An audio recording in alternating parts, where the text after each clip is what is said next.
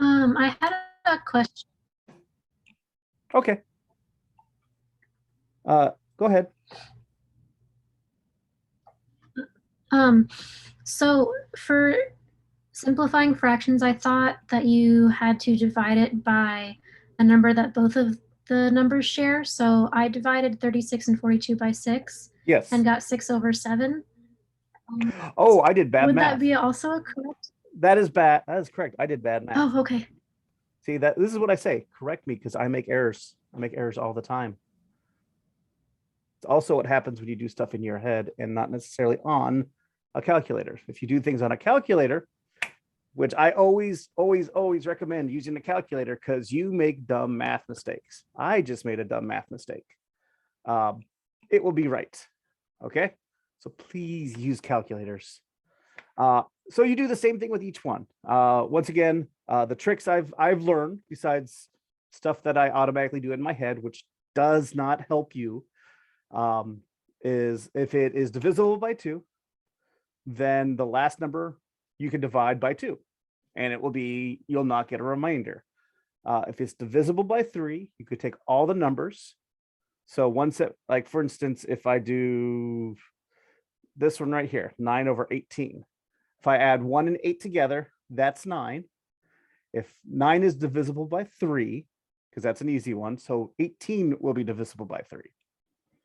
It's one of those weird math things that I noticed. So use it, abuse it, call it good.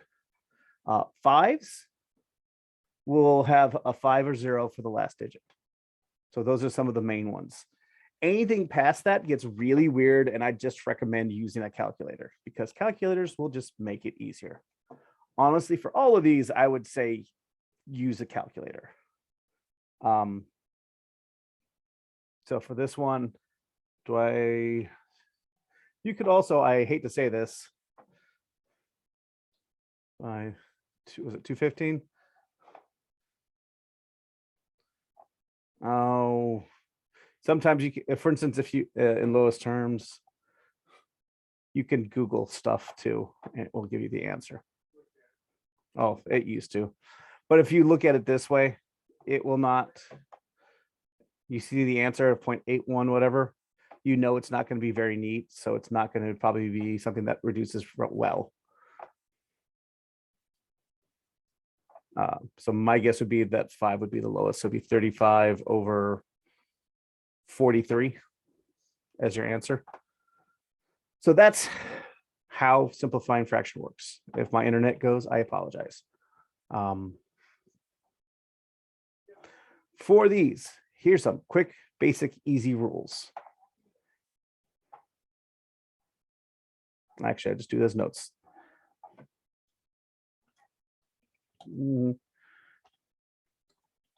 So any number divided by itself is 1.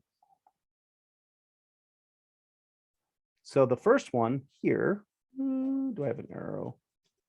I do not have an arrow. That's going to be 1. So anything divided by 1 is whatever is on top. So that's this one right here. So if you divide something by 1, it is that number. So this would be 1. This would be 3. Next one. 0 divided by anything is but 0 is 0. So as long as that bottom number is not 0, but you have 0 on top, your answer will be 0. And the last little bit is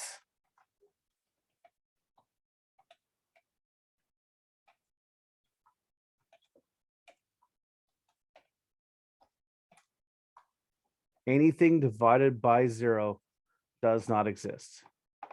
So in the answers, you'd write DNE does not exist. Like just like that. For next week, by the way, I'm going to do a Jamboard using my generic Gmail, so you actually guys can have access to it and don't spam me with emails, because I don't know why it did this. Maybe because I'm Phoenix College and you're Maricopa, and it's being odd. Okay, so multiplying fractions. How we multiply fractions. I use the easiest way for me to do this would be to just take the top numbers. Let me do this.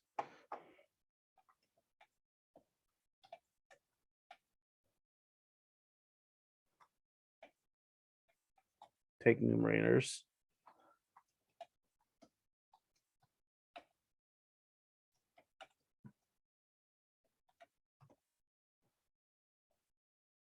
So step one is to take the numerators and multiply them. So in this case, we have 4 times 5, which is equal to 20.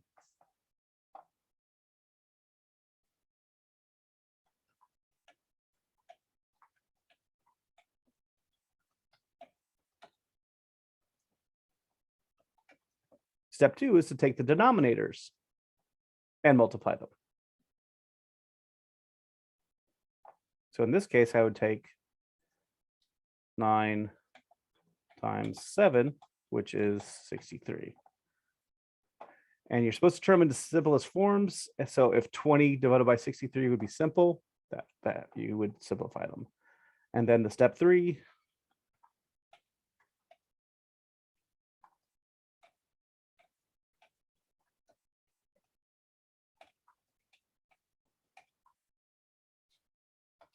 step 1 is the numerator, and step 2 is a denominator in your new fraction. So in this case, you would have 20 over 63. And then you would simplify it as you need.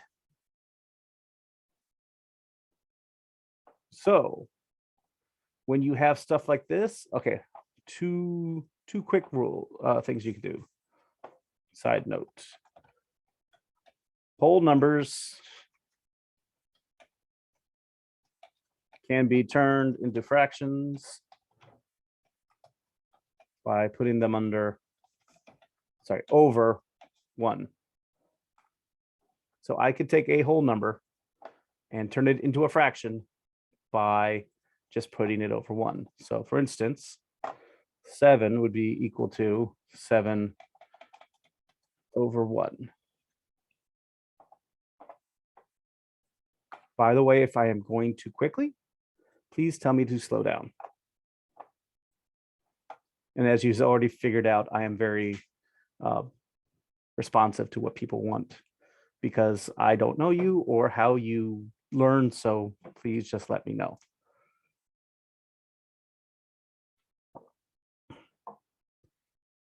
So another thing of note, does it actually have it? Yes, it is.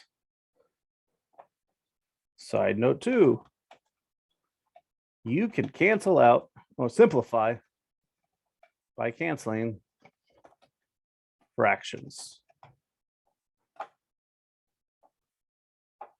So what I mean by that is if I take this guy right here, I got rid of the snipping tool.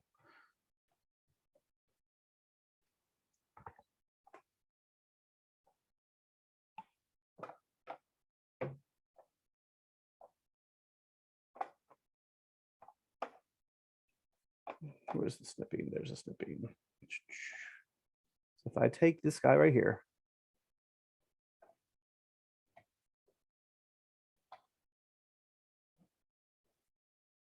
once it pops in, there we go. So I have a number here and a number here that are both divisible by 3.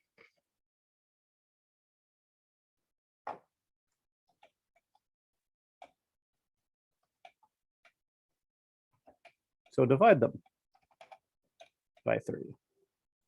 That gives us, so 5 divided by 12 is, or sorry, 5 divided by 3 is 4. 3 divided by 3 is 1. And then we have 1 over 4.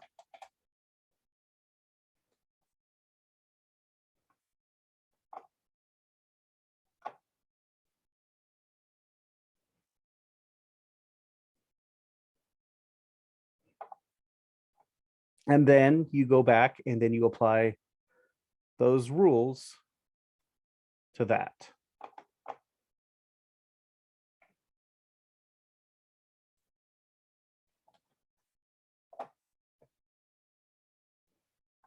So 5 times 1 times 1 is 5.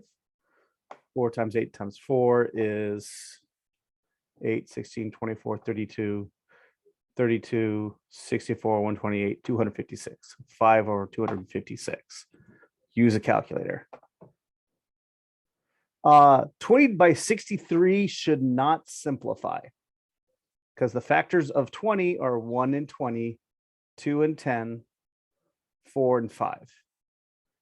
63 is not divisible, or none of those are divisible by 3, and 63 is not divisible by an even number. So I'm pretty sure 20 divided by 63 will not simplify.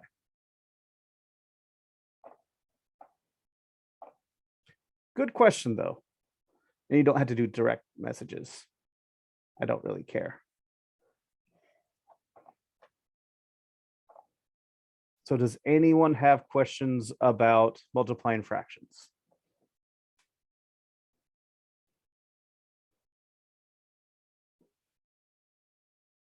Crickets.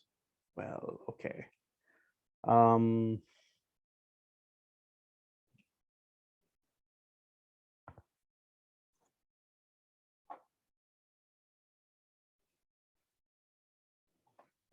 For questions like this, by the way, just use a calculator. I mean, you can technically do it the hard way. 11, 10.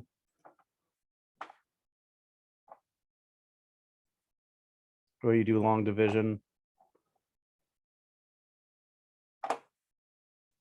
Where that would be 9.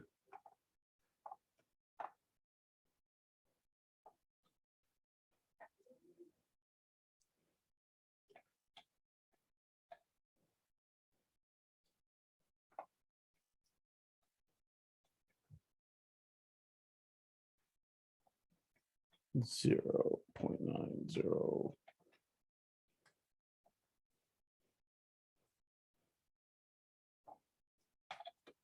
0.10. So you can see you can do this the long way. You get the 909. When you do this, by the way, remember your places of digits. So you have 1/10, which is the first one after that, 1/100. So it wants to essentially 2 decimal places. So 0 decimal places, 1, 2. So it wants to this point right here. So if it wants to hundredths, you go to 0.9, then you round this up to 1.91. Once again, if you have a calculator, please use a calculator. And then the craziness that is distances and metrics, and why I sigh every day that in the 80s we didn't switch over to metric system. So, because there's a lot of questions on this, on converting from different units to different things. And the US system, the imperial system from England, is really, really kind of convoluted. So, to go up in metric, you move a decimal place. So we're doing distances specifically. So to have a meter, which is the generic thing, you would have 100 centimeters. There's technically one in between it called a decimeter, which is 10 or 1,000 millimeters. To do from meters to kilometers, you have kilo, which means 1,000. So you have 1,000 meters in a kilometer. It's all based on tens. The imperial system or the US system makes no sense. So you have 1 foot is equal to 12 inches. Where they got an inch from, I don't remember. Where they got a foot from is, I think it was one of the kings of England's feet, legitimately, and it changed every time until they standardized it. So if you had a king with a big foot, feet got bigger, and if you got a king with a small foot, the feet got smaller. Makes a lot of sense, right? 3 feet is a yard.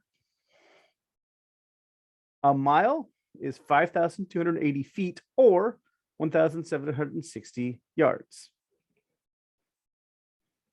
So it's kind of confusing. And then you get some really not very pleasant numbers when you're dealing with that kind of stuff.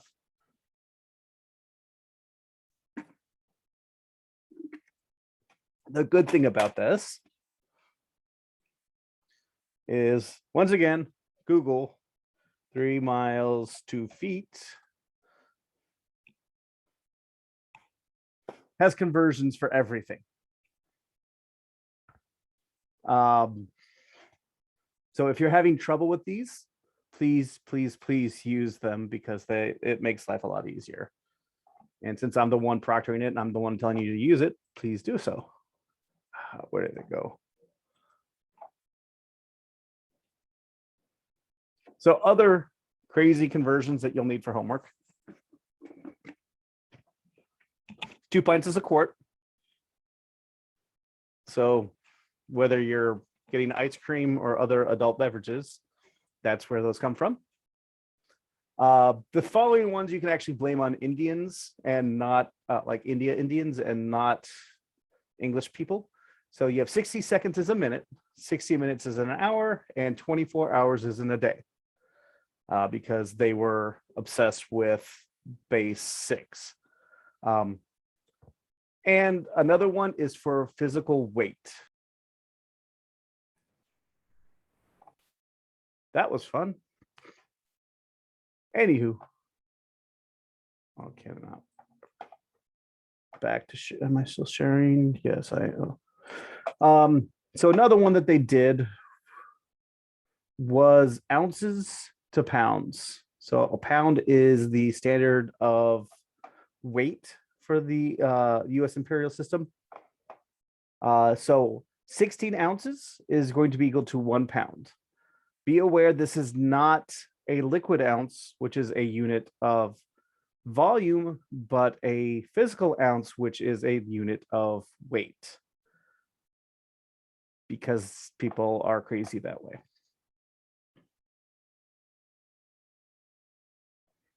So some quick things.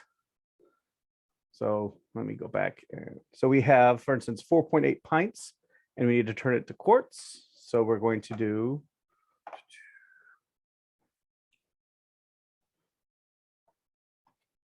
so how I do these whenever you have setups, I always write out what I want on the first part and what I'm trying to get to in the second part. If anyone plans on taking chemistry, this will save you a lot of headache when you get to something called stoichiometry, because this is a common thing for chemistry converting from one thing to another. So we have back here, 2 pints is equal to a quart. So when you do this, you need to you can cancel out units. So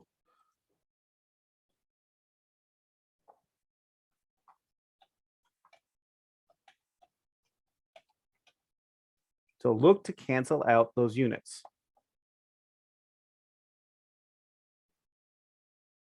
So if we have pints up here, then we're going to need to have pints down here. So how many pints are in a quart?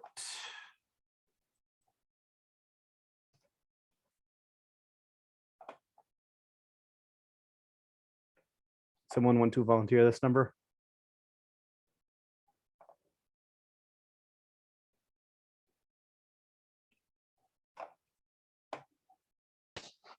Is it 2 pints equals 1 quart?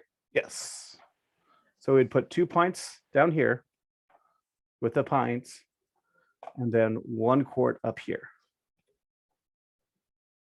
So what I do at this point to make sure I get the right thing is I will literally cancel out, like you would on division, the units. It's just one of those mental things that I physically do. I've done it since chemistry, and it just helped me to make sure I'm getting what I'm supposed to. Then you can go ahead and do the math. So 4.8 divided by 2 would get you 2.4. Of course, it's not quite right. So you have 2.4 quarts is equal to 4.8 pints. So this is looking for, when you do this, this is the conversion. So 2 pints is equal to 1 quart. And this is asking for what we did right here. So this is the, let me put this in.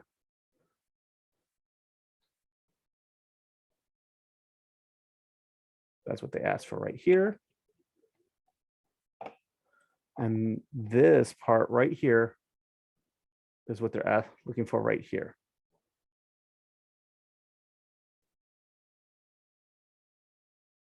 And this goes right here. So that's the 2.4. Then step 2 on this, I guess I should write that out.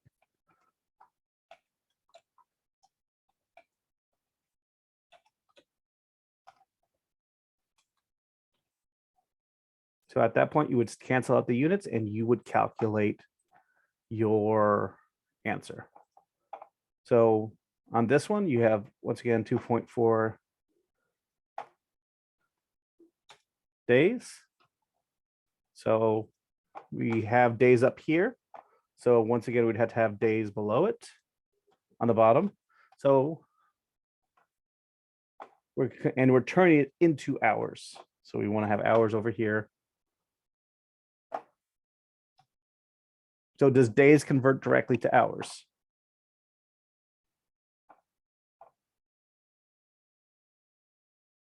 So days converts directly to hours, correct?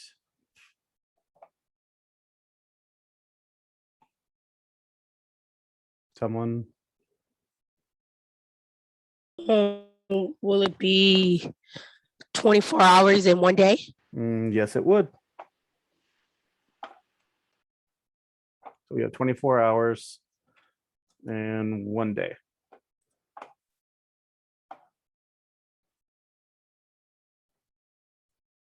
So once again, this is right here. And then you would put in these right here. So 1 day, 24 hours.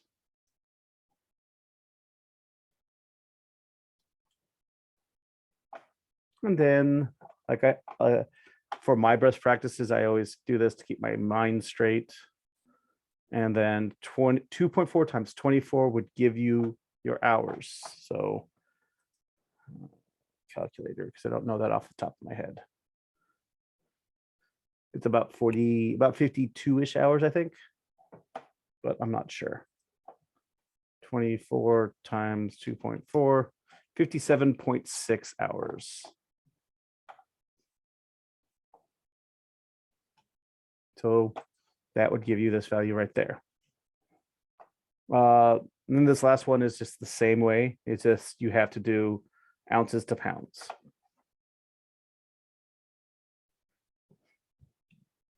So because it's a standard, I hate word problems because I don't see the point in asking you about reading along with math, but I don't make the core competencies. I apologize. This is something I'm kind of like stuck with. So I can't get rid of word problems. Sorry. That being said, So this is, if you're bad at word problems, all I could say is try and look for the keywords in them and try and look at the numbers and see how they make sense. So we're looking for 5 cases of soda. So that's whenever I do this, I always just write out the information I have. 5 cases of soda. And each case has 24 cans. So 24 cans per case. And each can holds 12 fluid ounces. 1 can equals 12 fluid ounce. So that's all the information I've gotten so far. How many? So that's when it asks for how, that's usually the question. So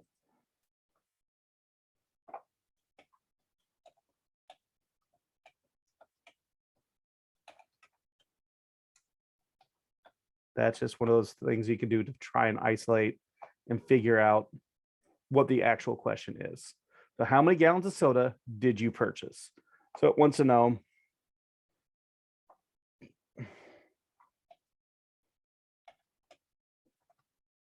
what is the gallons. So we do.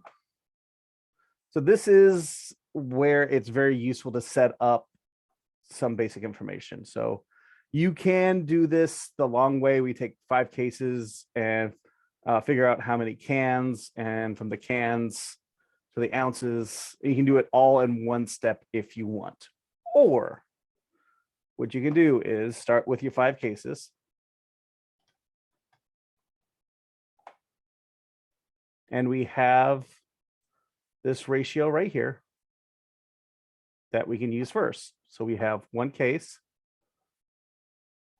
Because we have cases up here, we have to have cases down at the bottom. So 1 case, if I can type case, is worth 24 cans. So I set up the first ratio to get rid of cases and give us cans. Then I could set 1 can as the next one here. So maybe it's the program and not necessarily my pen. So 1 can, which is on the bottom, is worth 12 fluid ounces.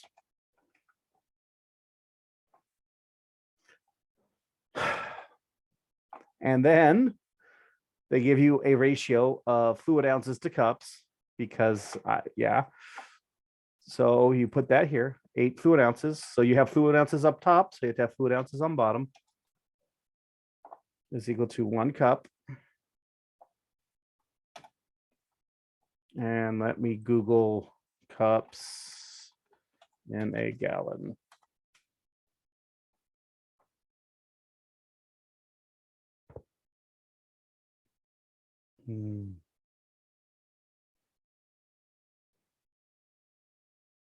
As soon as my internet works, let me use my phone.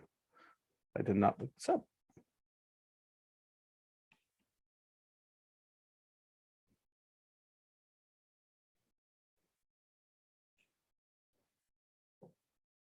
My phone's faster. 16 cups in a gallon. So 16 cups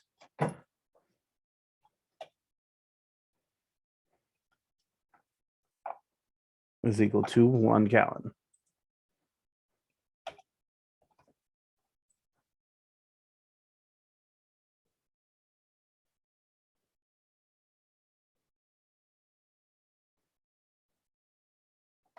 If you're having issues with video, please go ahead and turn it off. I understand.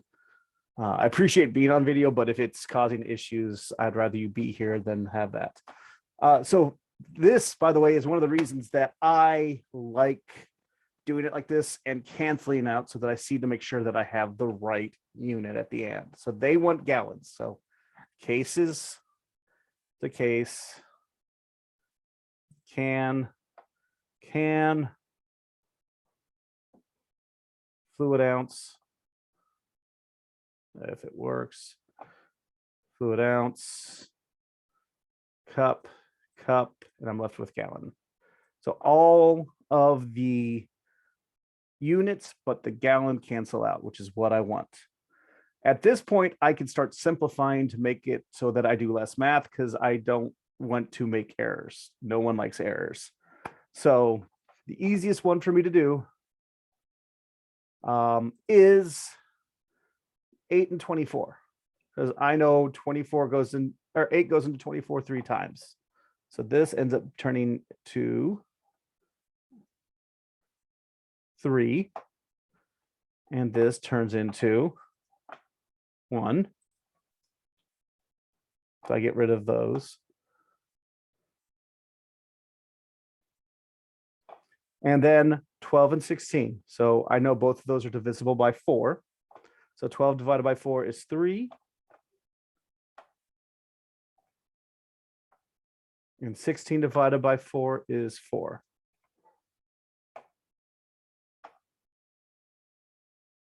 And if you do it this way, what ends up happening is you get your answer and you don't have to simplify your answer because this is stuff that you would have to do later anyway. So 3 times 3 is 9 times 5 is 9 times 5 is 45. So we'll have 45 on the top. And 1 times 1 times 1 times 4 is 4. And it's asking for rounding your answer to the nearest hundredth. So you take 45 divided by 4, and you'd get, that would be, so 45 divided by 4. So 4 goes into 4 one time, so you have 10. 4 goes into 5 one time with, so it's 11. And then you'd have a remainder of 1. That remainder 1, so 1 divided by 4 is 25. So you would have bought 11.25 gallons of soda. That's a lot of soda. That's a lot of sugar. So you can see why I like to simplify. When I got in the problem instead of after the problem, because when I got to the end, all I had to do was a simple division to get the answer to 100th. And why I like to make sure that my units will cancel as well, because if the units cancel, I make sure that I end up with the correct answer. Anyone have any? I guess I should ask. Anybody have any questions about that? Does that make sense? Understand why I do it? And this, by the way, is exactly what you end up doing in chemistry. This is what stoichiometry is. I take one unit and turn it into something different. I take cases of soda and turn it into gallons through this. Although you could probably look up fluid ounces to gallons if you wanted.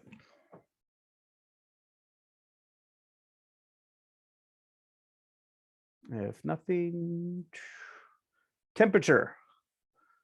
So there's actually, if anybody, this will age me, there's a Bob and Doug McKenzie joke about this, is double it and add 32. And it has to do with metric beers, but we're not going there. So we have a formula right here. So welcome to the first introduction of a formula. So Fahrenheit is equal to 1.8 times Celsius plus 32. So the idea is, and this is actually a really easy way if you have friends or family who live in a place that uses the metric system, how to convert metric into Fahrenheit really quickly. Basically, you double it and add 32 and you will be really close. That being said, when you see these, the easiest one to do first is to actually do Celsius, because Celsius fits right into this formula. So how I do mathematical formulas. Step 1, and this applies to like physics type problems whenever you have a bunch of stuff.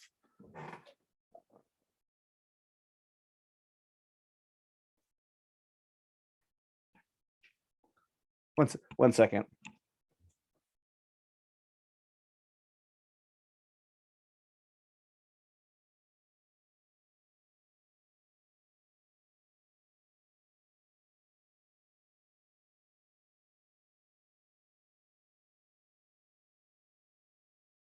Sorry about that.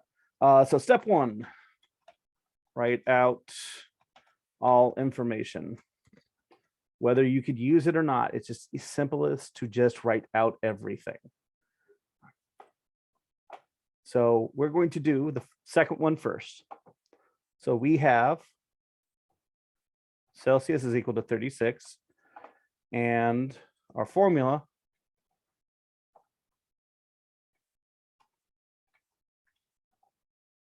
is Fahrenheit is equal to 1.8 Celsius plus 32.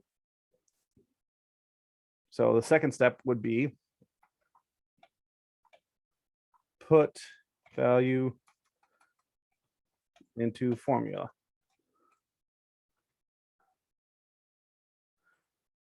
You notice, however, that when I said all information, I usually include the formula.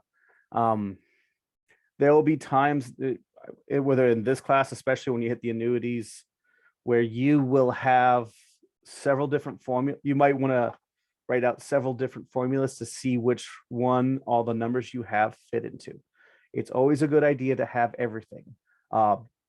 If you don't feel like writing them out all the time, I usually would have a cheat sheet. When we get to annuities, I will show you how to use Excel, or most likely Google Sheets would be better. Which part makes you nervous?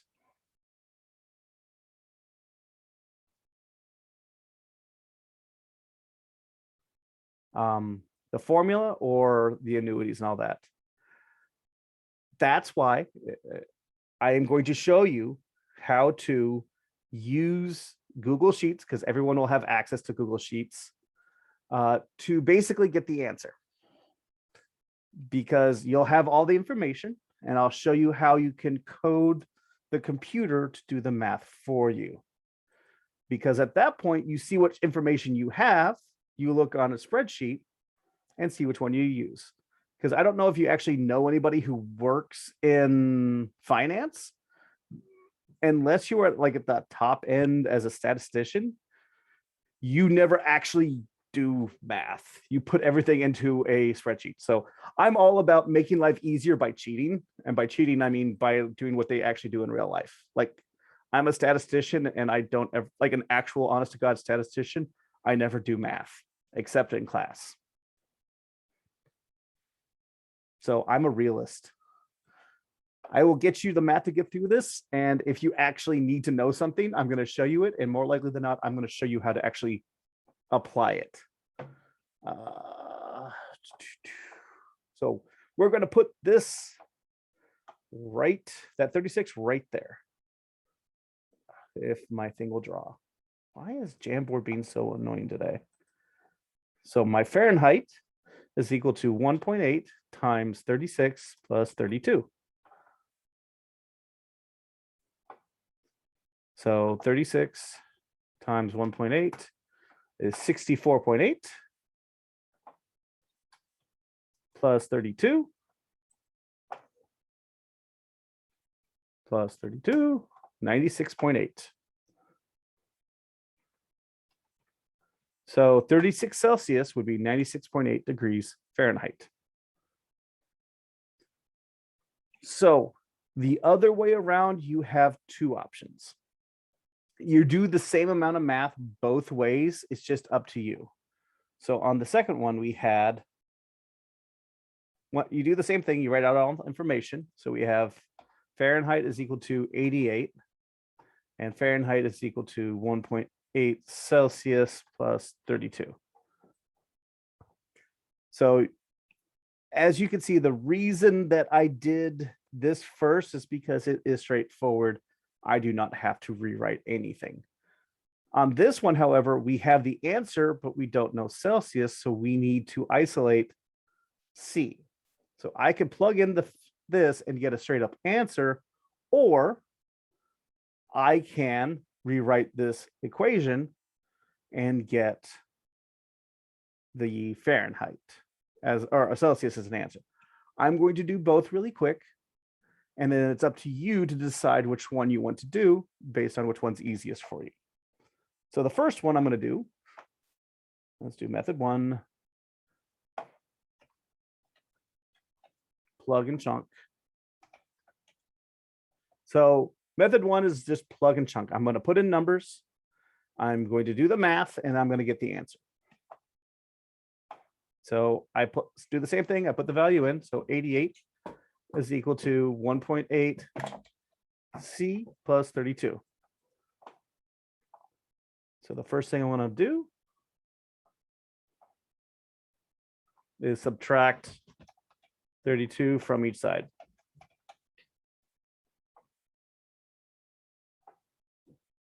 Heads up, my dog has made it inside, so if she randomly shows up on screen, I'm sorry. So minus 32, minus 32. So 88 minus 32 is 56. 56 is equal to 1.8 C. Then the next step I do is divide both sides by 1.8 to get C by itself.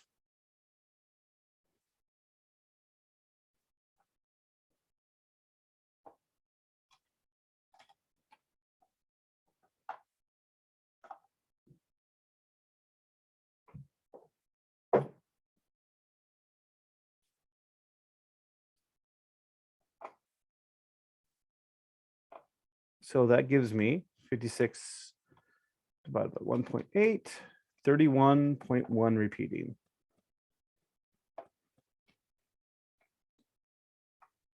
So Celsius would be 31.1 degrees. And that's how you do the plug and chunk. So the other method is rewrite formula.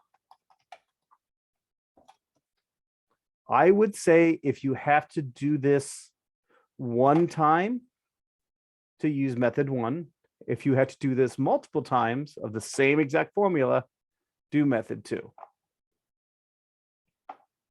So on this one, I need to isolate C in the formula.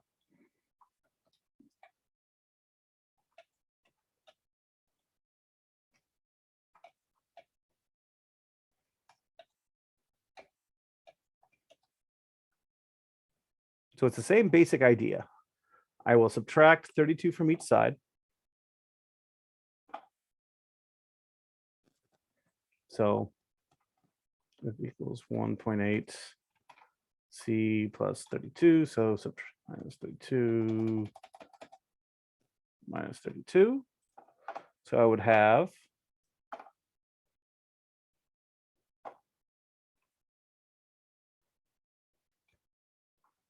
F minus 32 is equal to 1.8 C.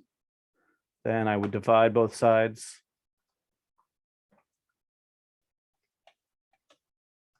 by 1.8.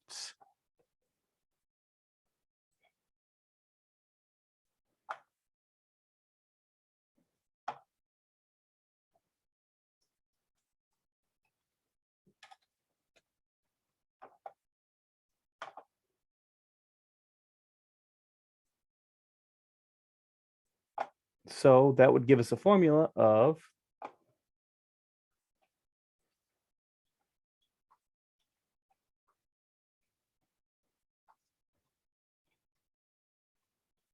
because I'm running out of room. F minus 32 divided by 1.8 is equal to C. And then I would plug in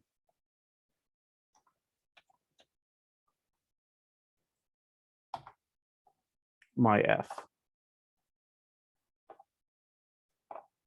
So we have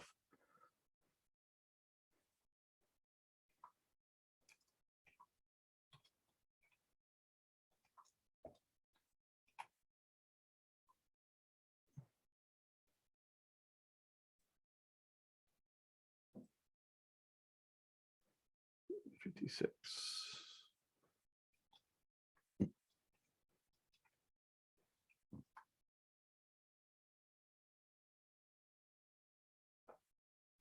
Then we get that for an answer. So like I said, if you just have one, probably method one is going to be your easiest. If you have multiple ones, method two may be your easiest. It's just up to you what you're doing, or which one you works best for you. Just do whichever one honestly works best for you is what all I want you to do.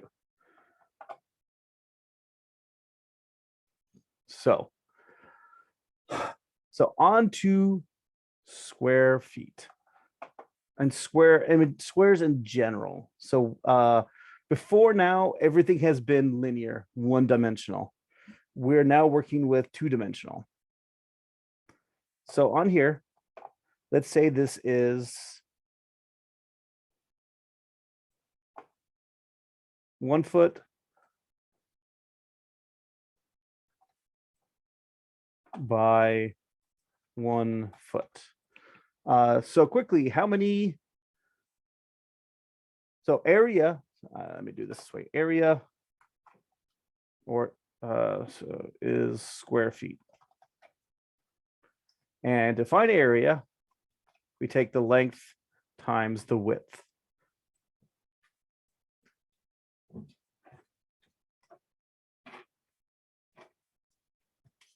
So to find the square foot of this thing, I take 1 foot by 1 foot. But this is asking for square feet to square inches. So how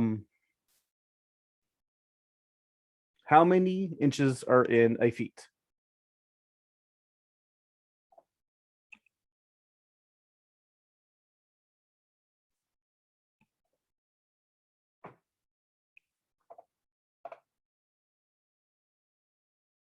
Anybody real quick? So yeah, we have 12 inches in a foot.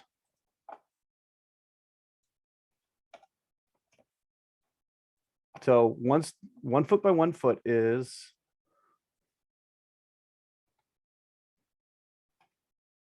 1 foot squared. So just in general, this little caret here is what it's called, denotes to the power of 2. So 1 foot times 1 foot is a square foot. But at that same time, we have 12 inches times 12 inches is equal to 144 square inches. So in each square foot here, you have 144 square inches. So then you take this number right here. So that's your kind of your conversion.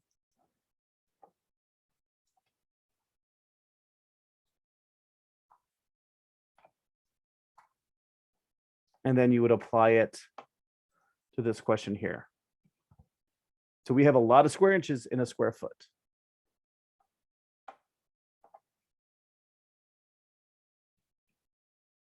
Does that make sense? Is a lot of this, you're showing us how they put it on the calculator? No, this is actually kind of a concept. We have, whenever you're talking about square feet, yeah, that's actually how you calculate it out. 12 feet times 12 feet is 144 square inches, or sorry, 12 inches by 12 inches, 144 square inches in a square foot.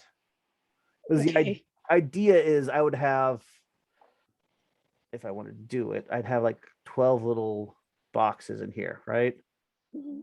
If I can make them small enough, which apparently I cannot.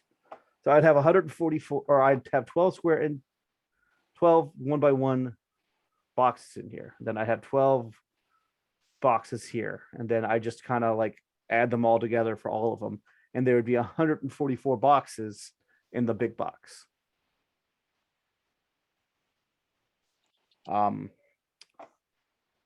This would be, let me see, square inches in square foot image. If I would have thought about it, I would have gotten this guy out. Graph paper is actually really good for this, by the way. It'd be like this. So on here, you can see you have 12 by 12 by 12 by 12. There's 12 boxes on each side. And if you add up everything in between and all this whole area, you would have 144 boxes in this square foot. So for instance, if I was doing this from square yards, and each of these would be feet, I'd have 3 boxes for the square yard. So there's 9 square feet in a square yard. So I just use whatever conversion factors in order to get my squared of the smaller and the larger.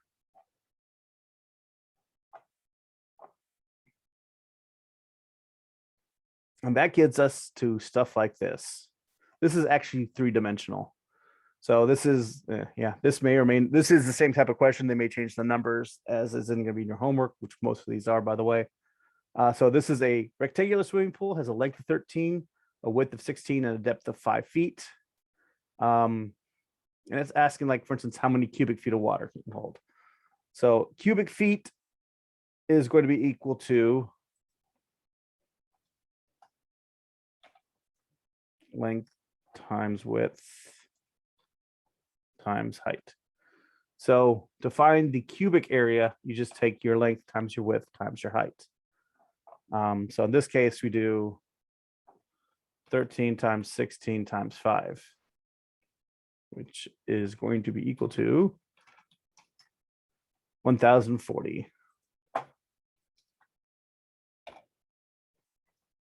cubic feet. So then it does stuff with capacity, because I don't know how many people have pools at their home. You never actually fill a pool to the capacity, because otherwise it would be splashing out every time you get into the pool. So to find 95% capacity, what you do is you multiply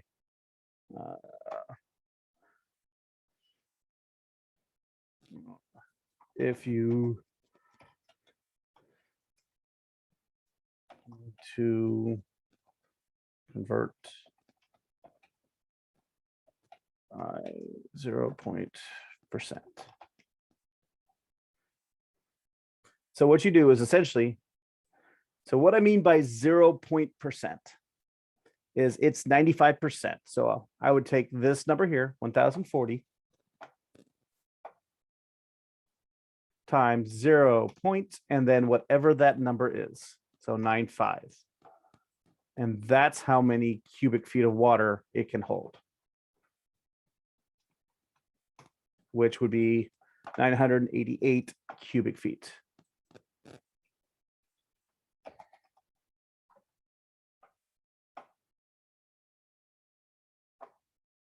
Then it has stuff with conversions. So cubic feet of water is 7.48 gallons.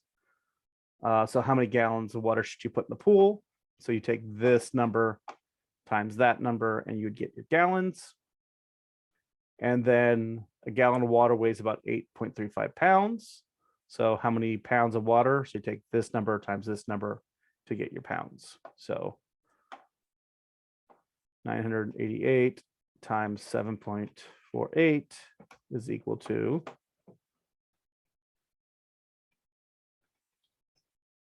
7,390.24 gallons.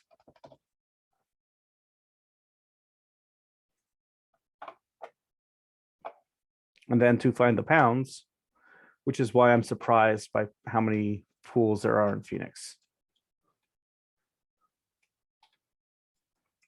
8.35. So to convert that to pounds, you take the gallons times how much a gallon weighs in water. So 8.35, 61,708.50 pounds.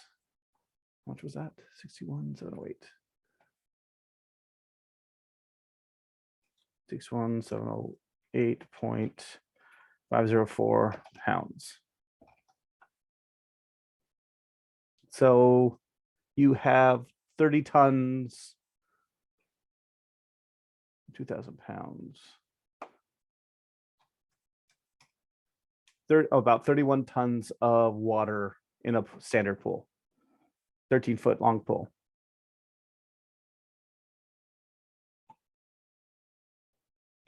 Water is heavy.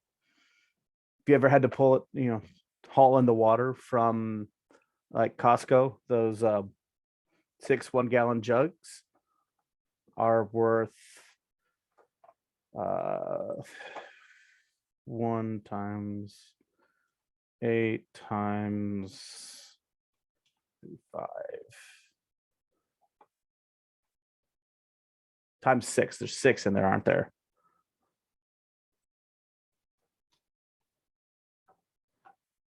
So if I remember correctly, this is about 50, 1 gallon. Oh wait, we already have that. It's I don't need that 3.8. They're gallon jugs. So you're looking at 8.35 times 6, 50.1 pounds of water in a 6-pack of Costco gallon jugs.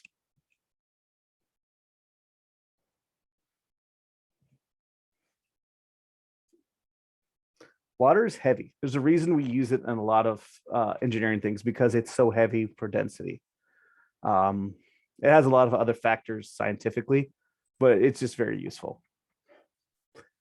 Okay, so I included this because this is something, and not everyone kind of does this a different way. So this is how you convert dollars per units and units per dollars. So this one, you have a small box of cereal is 13.9 ounces for $5.14. So we'll just do one of them because it's the same question twice. So it wants to know dollars per ounce and ounce per dollar. So the important thing here, per means divide. So that per is what divides the top. So top before. So before goes on top.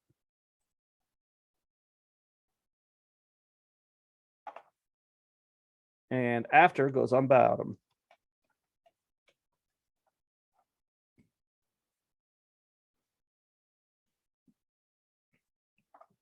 And then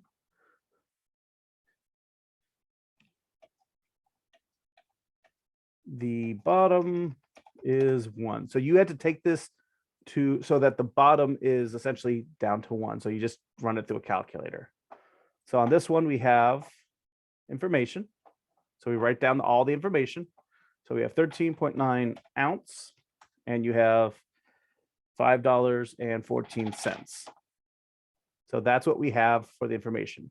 So the dollars, so we put $5.14 goes on top. Per is the division, ounce, 13.9.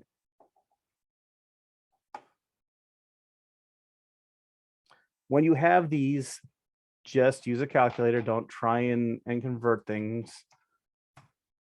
So we get, and it's looking for hundredth. So basically it's asking for the nearest cent. So I get a 0.036978, yada, yada, yada. So hundredth is that second decimal place. So in this case, it's the cent. So we're doing 0.37 cents. So this one would be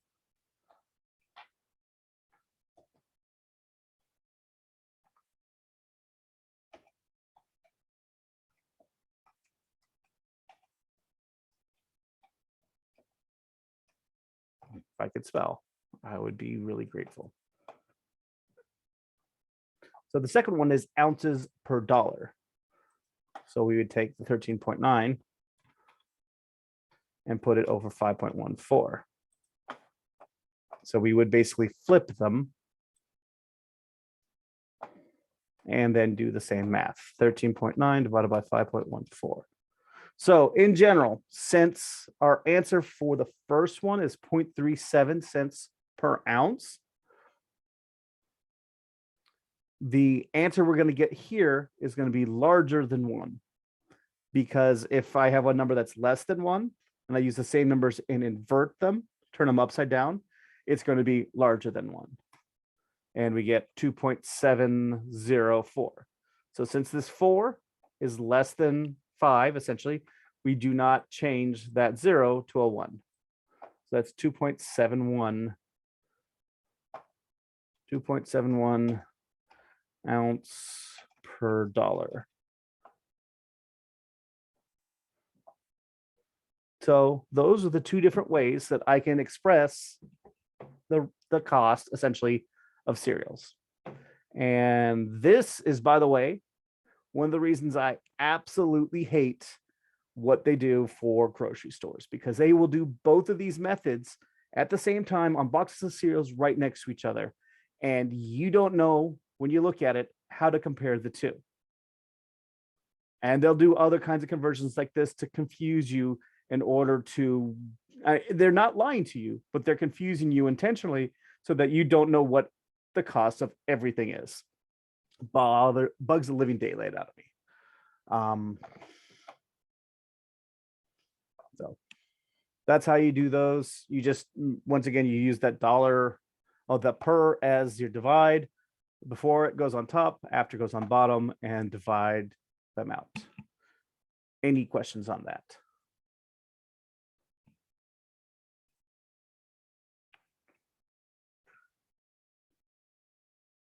If not, we are moving on. Okay, I only did this because it comes up with acres, and acres are different. So you could handle this a couple different ways. You can convert yards to feet, which is how I would say to do it. Or you can find out square yards in a square feet, or any different ways. I personally would convert the yards to feet first. So what we're trying to do is take a rectangular field and convert it into acres. So we have 140. First thing we do is 140 is write down things.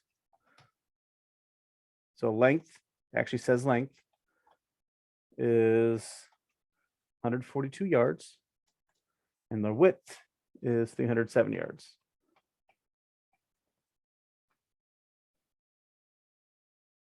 And they want to find the area of the field in acres. Well, so 1 acre is 43,560. I know that because I know that. So one of the things I always find useful in this is to, well, draw a map. So this is 142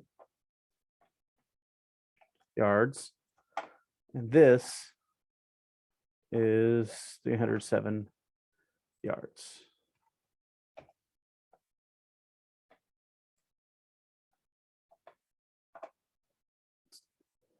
So we have 1 yard is 3 feet.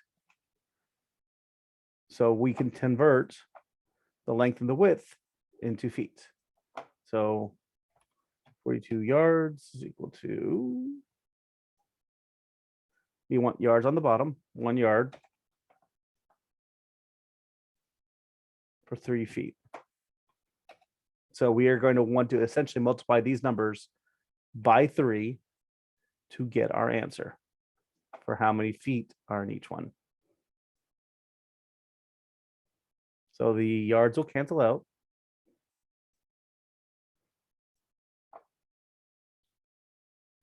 $142 divided by 3, or multiplied by 3, I'm sorry, was 426 yards or feet. So this is actually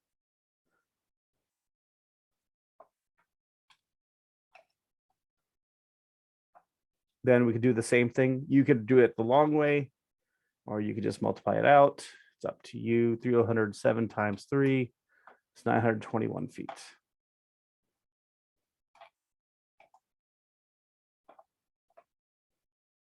So what is the formula for area?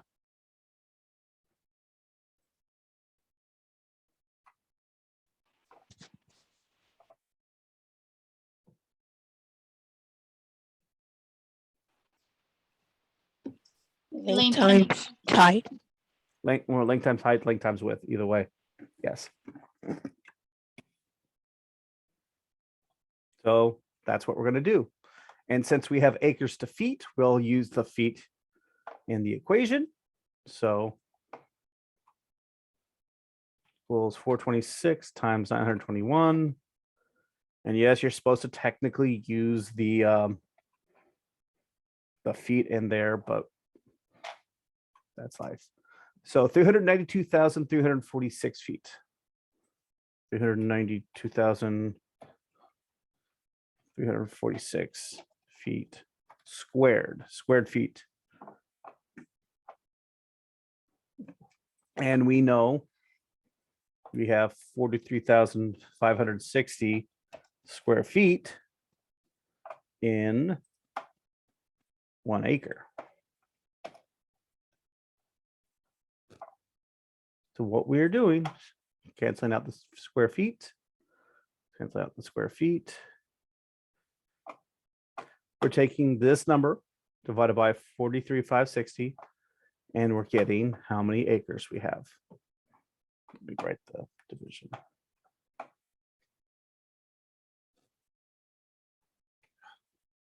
Come on. Why are you being so annoying today? So by 43,560. So that is, and we want it to the nearest tenth, so 9.007.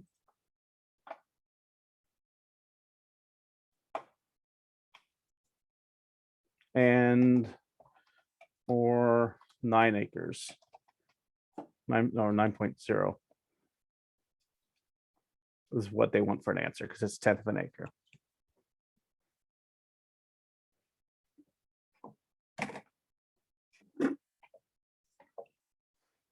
Okay, are there any questions about that, about this or anything that we went over today?